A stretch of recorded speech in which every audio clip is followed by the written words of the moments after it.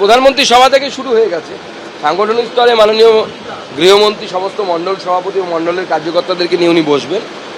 কর্মীদের মধ্যে উৎসাহে কর্মীরা ফুটছে এবং আমি পরিষ্কার আমার পার্টির নেতারা আমরা সবাই বলে দিয়েছি, বাংলার জনগণকেও এই বার্তাটা দিতে চাই।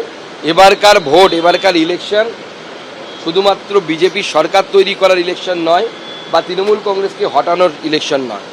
হিন্দু বাঙালির ঘটি বাটি এবং ইজ্জত সম্মান এই তিনটে বাঁচানোর শেষ লড়াই। এবার যদি আমরা না করতে পারি তাহলে আগামী দিনে মুর্শিদাবাদের মতো আপনার আমার বাড়ির বউ মেয়েদেরকে ছাদ থেকে লাফ দিয়ে পালাতে হবে ইজ্জত বাঁচানোর জন্য জেহাদিদের হাতে। দিলীপ দা আমাদের পার্টির নেতা, কিন্তু উনি সর্বভারতীয় সভাপতি পদে লাস্ট ছিলেন, অতএব ওনার বিষয়ে সিদ্ধান্ত নেওয়ার ক্ষমতা সুকান্ত মজুমদারের নেই। সর্বভারতীয় স্তরেই সমস্ত সিদ্ধান্ত হবে। পদ্মের মিশন ২৬ ঠিক দুদিন আগে আলিপুরদুয়ারে জনসভা করে গিয়েছেন প্রধানমন্ত্রী নরেন্দ্র মোদী এবং আজকে বঙ্গ সফরে আসছেন অমিত শাহ এবং তার কর্মসূচি সম্পর্কে যেটা জানা যাচ্ছে, আজ রাত ৯:৩০ কলকাতা বিমানবন্দরে তিনি নামবেন। রাত ৯:৫০ বাইপাসের ধারে একটি হোটেলে যাবেন কেন্দ্রীয় স্বরাষ্ট্রমন্ত্রী। সেখানে রাজ্য বিজেপি নেতাদের সঙ্গে বেশ কয়েকটি ঘরোয়া বৈঠক করার কথা রয়েছে তার।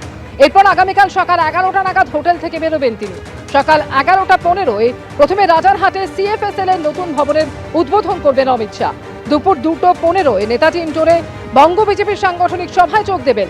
বিকেল ৪টায় স্বামী বিবেকানন্দের বাড়িতে যাবেন কেন্দ্রীয় স্বরাষ্ট্রমন্ত্রী। সনাতনী সমাজের প্রতিনিধিদের সঙ্গে এরপর বৈঠক করার কথা রয়েছে তার এবং তারপর ফের দিল্লির উদ্দেশ্যে রওনা হবেন অমিত শাহ।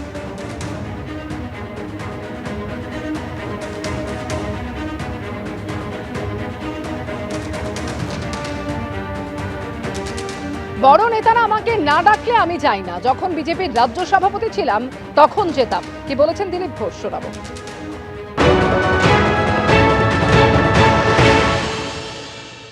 নেতাদের সঙ্গে না ডাকলে আমি যাই না।